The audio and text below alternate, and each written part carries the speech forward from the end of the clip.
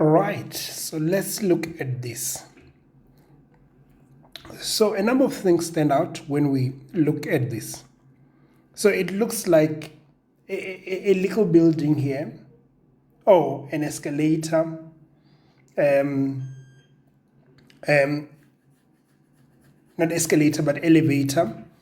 Where now you are riding from, say, the bottom down here, and you are climbing up. Looks like some kind of a game though. So I think that's why it's got colors and therefore very exciting if you are like me. So what we then immediately see, starting from the left, are these levels.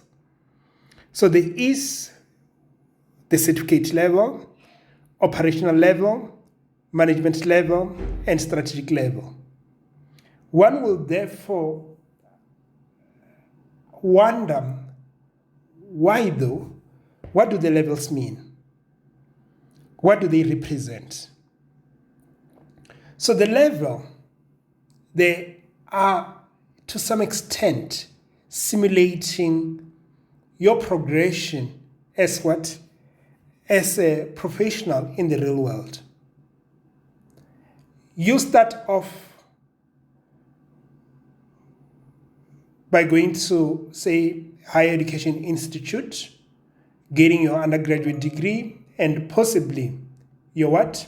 Your postgraduate degree. So there, it's about the paper. So that's the certificate level. So the certificate level is mostly about the paper. You want to acquire the knowledge that will soon be your skills, the things that you know, the things that you can list on your CV. But at this point, think about it as if you're acquiring the paper.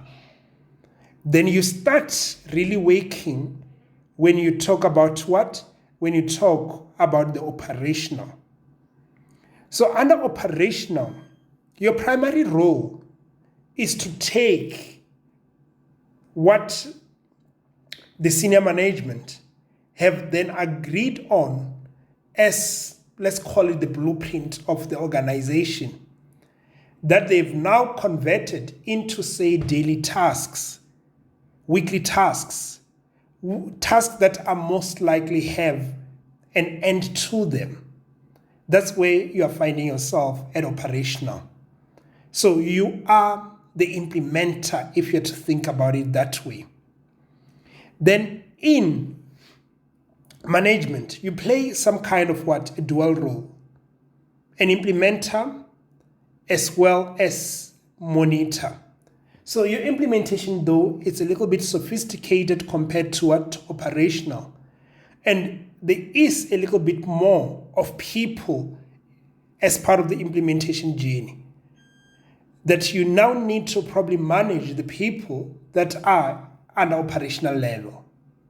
So that's where we talk about management, that you are not just focused on tasks, but these tasks now come with people, which you need to manage, and you need to monitor their performance, which if it's not aligned to what you want to be achieved, you might need to then have processes in order to resolve that.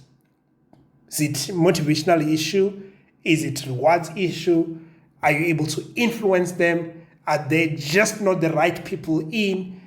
Are they not being taken care of because your health policies, your policies and procedures just don't make sense or connect with the bigger picture? That's your concern right there. Then strategy. Your concern is a little bit different. It's like you are now closer to the outside. Because if you think about it as a roof. So there is the weather that you need to deal with. Sometimes it's sunny, sometimes it's rainy, and you probably need to deal with the fact that there's no electricity, there's electricity. So you are much more closer to the outside at strategic level. And you are trying to build this organization to be sustainable in the outside. And that's where we talk about understanding the environment coming up with strategies. So that's your role at strategic level. So that's the thinking with this. And let's just look at how they do it. They've captured it in their formal wording. So here, this is where they clarify the levels that under management, you are doing, so under operational, you are implementing. Under management, you are monitoring. Whereas under strategic, you are deciding. Those are the key words. So if you are saying that you want to be exempted from operational, you are telling me that you can do the job. You can implement whatever management gives you. But now if you come and say you want to be exempted from monitoring, from management, I wonder whether you've got the ability to monitor the implementations of decisions. Are you able to monitor, manage, and analyze performance as we've spoken about? And if you want to start at strategic, or you've completed a strategic, you are telling me you cannot only just monitor and implement, you can also make strategic decisions. And strategic decisions are decisions that you don't just wake up and change. You stick with them over the long haul. They can be costly if they are not the right decisions, because you'll be bleeding cash, bleeding time, building commitment, and it might really then lead to your demise. I mean, even if we think about practical situation and you think about whether it was one thing that really drove them to their demise, you'll realize that no, it's not. And even if you can point it down to that one thing, you'll realize it's not a thing that happened suddenly and the company was gone, but it is something that had a strategic that had a strategic long-term effects. So under strategic, you should be able to formulate and create strategies.